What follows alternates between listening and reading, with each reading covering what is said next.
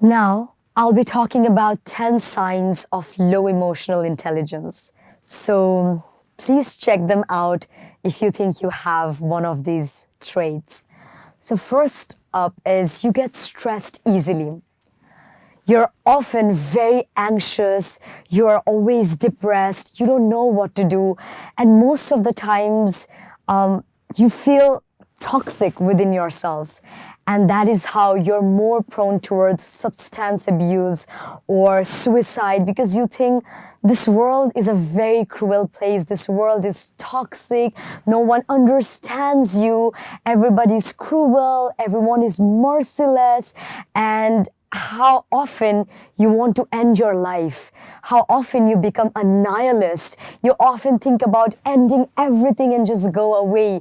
You often do not have the mentality to think rationally. So you're often very irrational and you're always anxious, you're always depressed, and you're always more inclined towards self-harming yourself. That is number one step of low emotional intelligence. So if you have one of these traits, it's high time. There are ways you can get out of that, and you're not alone. There are so many people going through the same thing, and we are here as well. And just make sure that you will get out of this situation, and life is beautiful. Life has its own beauty, and you will figure that out very soon. And the second step of low emotional intelligence is you have difficulties asserting yourself. You're often very aggressive. You're often more inclined towards passive aggressive behavior. You're always screaming. You're always shouting. You always want to break things. You always want to end things. You always want to tear papers, and you just don't know what to do. You often feel clueless. So you often have difficulties asserting yourself. And with that being said, third step of low emotional intelligence is you have very limited vocabulary for understanding yourself or for understanding what kind of mental state you are in. You don't know if you're anxious, if you're sad, if you're lonely, if you're depressed, or if you're just not in the mood. You just don't know. You do not have enough vocabulary. You don't know how to project your emotions. You're not the main character of your own story. You feel like someone else is controlling all of your emotions, and you're just a body and you have no control over it. That is the number 3 sign of low emotional intelligence. Now let's talk about our point 4, and that is you hold grudges.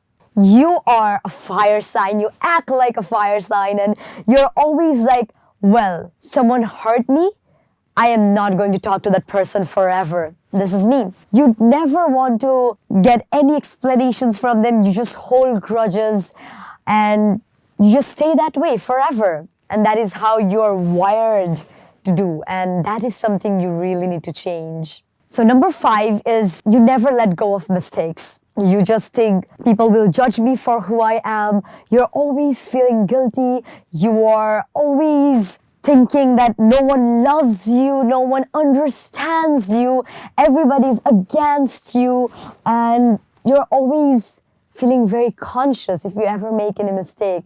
But understand this, you're just a human.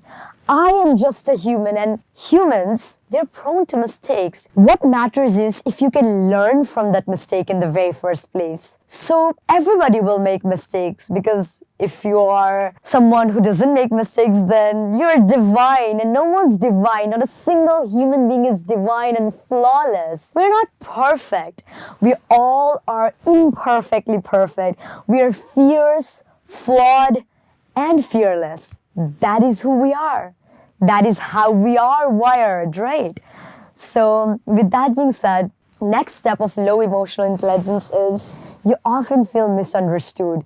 You feel like your friend group is isolating you. Your parents don't understand you. Nobody is there for you. You feel like you're alone in this earth and you're gonna die alone. But that is not the case. You need to have a very strong communication power. You need to sometimes let go of all the bad things and communicate with your parents, with your friends, what you want to get from them or what you want to talk about. Sometimes you just need to let things loose, and sometimes you just need to say what you feel like so that you don't feel misunderstood, so that you can clarify your own emotions, so that you can tell other people what are your thoughts or what you believe in. So in that way, you will never be misunderstood. Sometimes try to be that, and sometimes try to project all of this negativity into something productive. Channel that energy into something productive. Channel that energy into creating something very big and revolutionary. Because if we talk about Steve Jobs, that man did suffer a lot, and that man rose like a phoenix. So you are probably that next person who will rise like a phoenix. So our next point is, you don't know your triggers. You just don't know what triggers you. Sometimes you need to set your own boundaries, and sometimes you need to know what triggers you in the very first place, and also you need to understand in which way you can cope up with these things, right? So that is the next step. Now our 8th point is, you don't get angry. Now this seems like a very misunderstood point, because why should I feel angry? We aren't here to promote that. We're just saying sometimes you just cannot hold every grudges and then burst and explode one day. You need to understand how you can overcome these emotions, how you can channel these emotions and then think and have a conversation within yourself. You need to develop your intrapersonal communication, which is by talking to yourself, by understanding how you need to let go of things and how you just need to feel very spiritual and divine. Just sit with yourself. Think about all the blessings you have. Feel very grateful, because probably you have so many things which another person might not have. Sometimes you really need to be grateful and actually have a gratitude journal where you can project all your emotions and all the things that you're grateful for. Next point of low emotional intelligence is, you often blame others. Whatever happens, well, that person was a toxic person. Well, he or she was a bad person. They hurt me. He's bad. She's bad. My mom is bad. My dad is bad. Everyone's bad. No one loves me. Everybody is harmful. But you cannot let other people control your life. You just need to control your own emotions, because you are you and that is your power. You do you. So if you're constantly dependent on other people, it might be your friend, your significant other, your parents, your family, you're always going to be depressed at the end of the day because you're constantly dependent. Stay accountable for your own actions, because this is how you can make your life joyous, and this is how you can make your life extraordinary, by being accountable. And the last point, you're easily offended. You may ask me, if anyone ever hurt me, why wouldn't I be offended? Yes, understandable. But what also matters is how you react to certain things. If you're offended and then you often prone yourselves, which I already mentioned in our first point, that you're constantly prone towards substance abuse, or if you're more prone towards killing yourself, that is so bad. Like, you need to understand how to react to certain things. Maybe develop a hobby. Do something else. Talk to your friends and family who genuinely cares for you. So instead of always feeling offended, instead of always ranting, and instead of always feeling low, make sure how you can be in your higher vibration and how you can feel very blessed and grateful. I understand sometimes it's not very easy. Sometimes you will have your bad day. I have my bad days. Now, if I say that I don't have my bad days, then probably I'm lying. And I want to be very authentic with you guys. I want to be a genuine person. Does not mean my life is all perfect. It's not. None of us have great days every day. Every one of us, we go through bad days. But we need to understand how we can channel these bad days into a great day.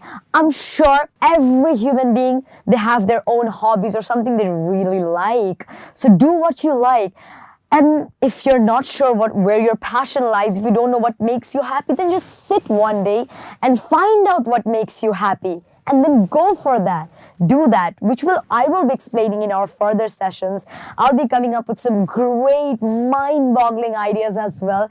But till then, I want all of our English Olympiad fan, as well as all the participants from all over Bangladesh, as well as in different countries of the world, to understand what are the things that genuinely makes you happy, what makes you, you.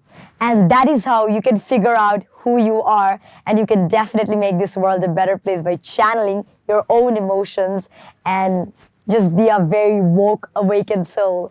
And I wish you all the best, because we have some amazing events coming up as well. Thank you, everybody. See you all in the next session. Bye-bye.